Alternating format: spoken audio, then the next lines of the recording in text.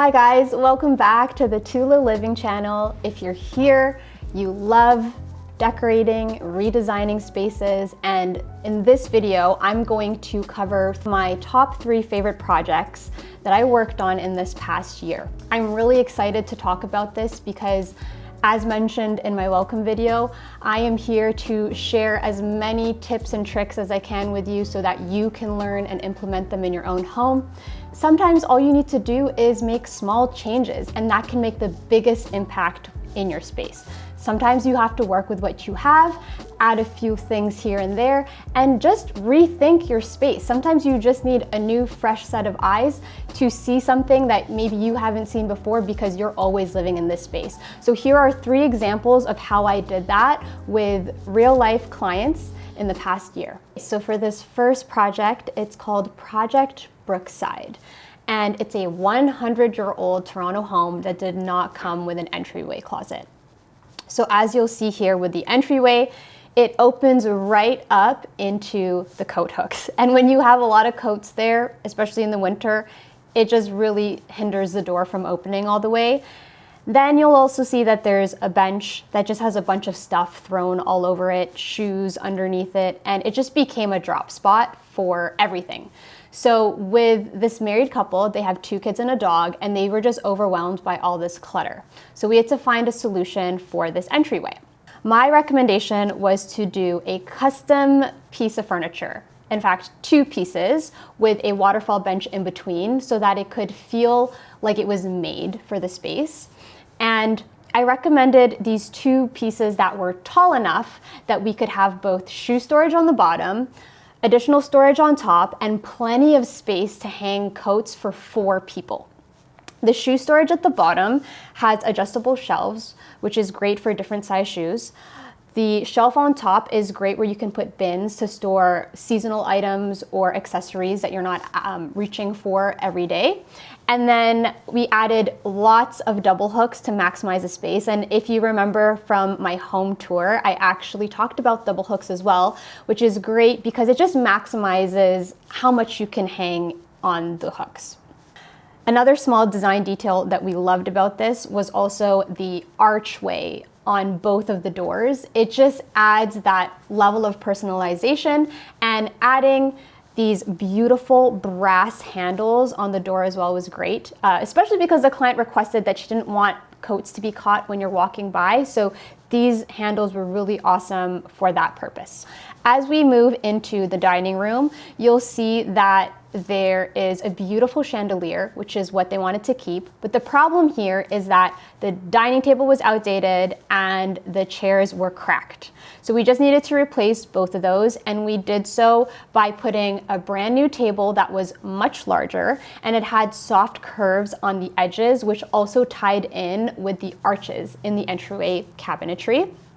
And the dining chairs were also really great because they wanted something easy to clean. And so we kept this leather material on the seat, and the rope material on the back just added an extra level of texture and brightness to the space. Now as we move into the living room, you'll also see that the seating here is outdated. They really wanted to replace the sofa, the 2 armchairs, and they just wanted more seating.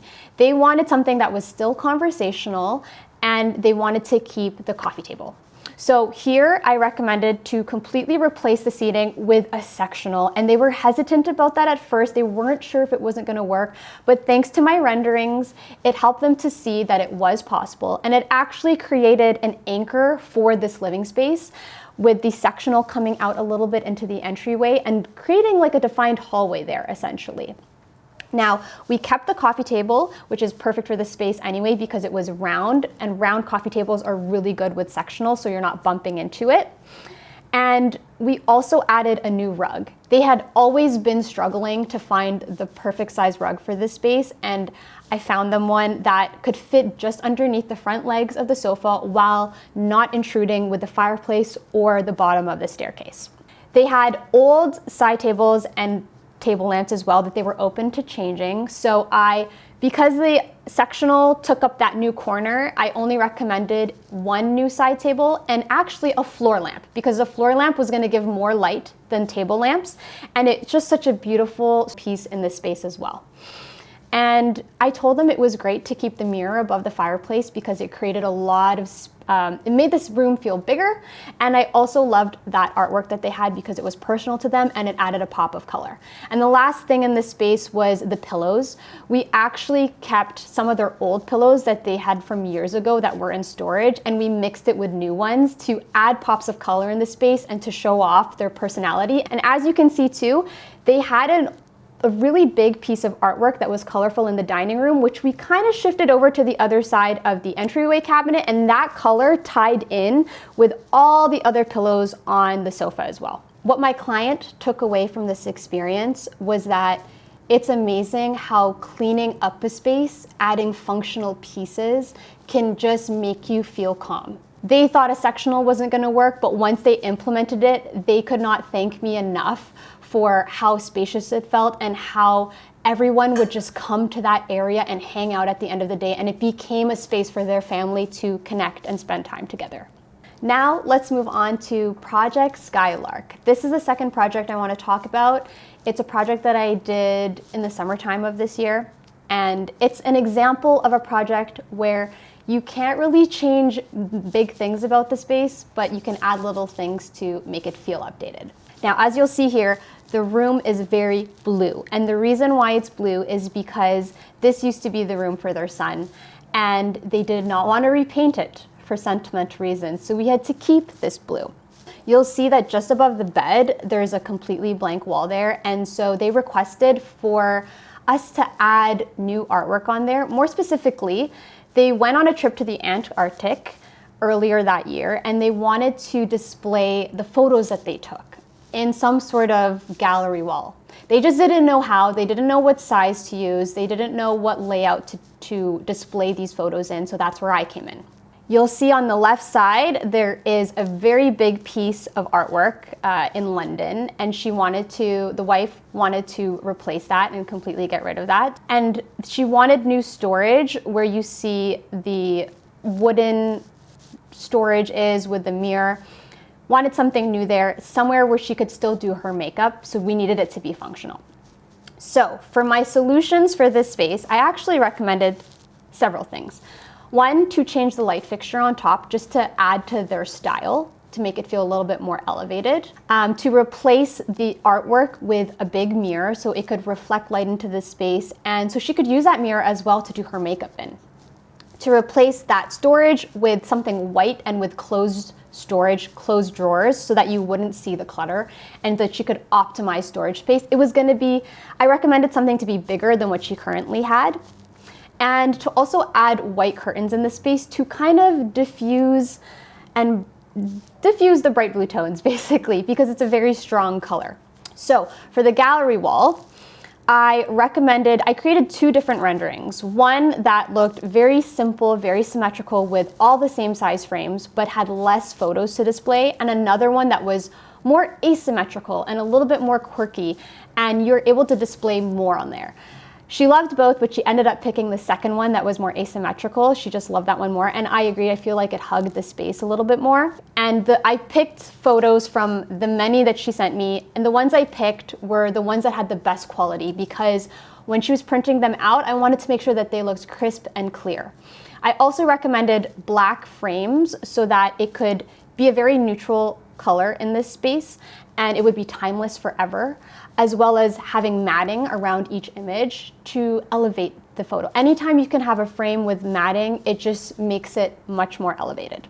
I also recommended to add a runner rug in this space. Because of the way that the bed was located, it didn't make sense to put a big rug in there, but I still wanted to warm up the space and balance out the cool tones with a rug that had some warm colors in there. So that's where you see this recommendation there.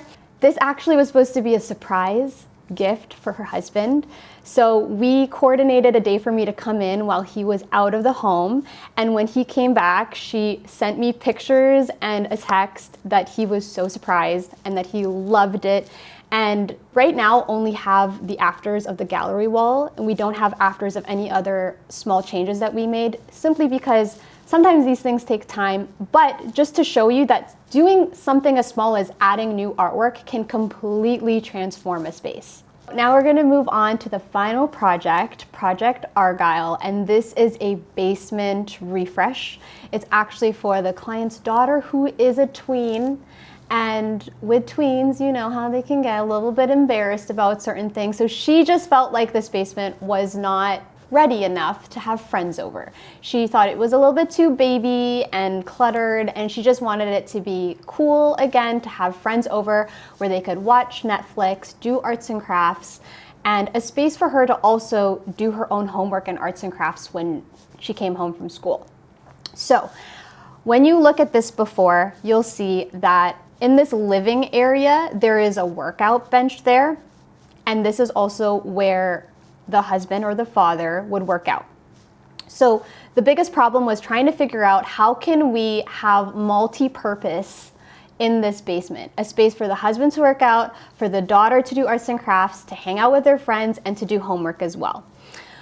There are a few things that, actually a lot of things that they wanted to keep, which was the workout bench, the rug, the sofa, the IKEA shelves, the desk, and the chairs as well. So that's quite a lot of furniture that we had to keep and work with, but that's what I'm here for, to make it work. So my first recommendation was for a layout swap. The workout area was not ideal here, especially if she wanted to hang out in this space. So I swapped where you see the desk is with the workout area, where that little kitchen was. And I separated it with the IKEA shelves. So if you have something like that where you have a big piece of furniture that you can use it as a divider, it's a really great way of creating functional spaces. So this also worked out better because the ceiling was a little bit higher there, so he could work out in a more spacious area and it would be separated from the girls' space. Then I shifted over the desk to where the shelves used to be, and this created a little area for her to do her homework, do her arts and crafts, and I added a shelf there so that she could display her artwork because she loves painting, she loves creating art, and she wanted somewhere to hang it. So that's where I added the shelf. Right behind that, she also specifically requested for somewhere that she could display all of her magnets because they went on a lot of family vacations together and they collect magnets on these vacations, so she wanted somewhere for that. So I used a little wall space there to hang 2 magnet boards, and she can just hang all her magnets there, which she loved. And lastly, in this living area, because we were keeping the sofa and the rug, as well as the little ottoman too, I just recommended for the rug to be shifted over a bit. Like, the placement of the rug makes a really big deal, along with size, of course. And then I added 2 armchairs with the pops of color that she really liked. She loves blue, turquoise, green, black, and white. So we added these blue armchairs there that could actually unfold into beds. So if she had friends that wanted to sleep over, they could do that. And then I added 2 ottomans in front of, 2 round ottomans in front of the rectangular one as additional seating as well. And what's cool about those 2 is that they have storage in them as well. So just the more storage, the better, and extra seating for when her friends come over. I also added 2 new side tables because we need additional surfaces for where they can put their drinks down, their phones, or snacks. And right above those cabinetry that you see, they had 2 IKEA shelves there. I told them, get rid of those. We're gonna have a brand new blank slate. And instead of having those, I hung 2 floating shelves from IKEA so that it felt more like a built-in. And that's also where they could display all of their sentimental pieces, and it just felt less cluttered in that way. So these are the small shifts that we made with pieces that they already had that made such a big difference. I think a week after I had left there and finished that, the mother had reached out to me and told me that she already had friends over, and she was so excited, and they were just having a blast down there. So I really enjoyed working on that project. Honestly, it makes me feel like I truly am helping people, because at the end of the day, that's what matters, helping people, and family time to me is the most important. And if I can facilitate a space that allows people to create that for themselves, then I feel like I've done a really good job. They were really shocked at how they could just simply shift things around, especially the workout area, and have it still work out. So sometimes you just gotta think outside of the box. All right, so that's it. I hope you really enjoyed this video. Those are my top 3 favorite projects from the past year, and I hope you get a lot of tips and ideas from what I shared today.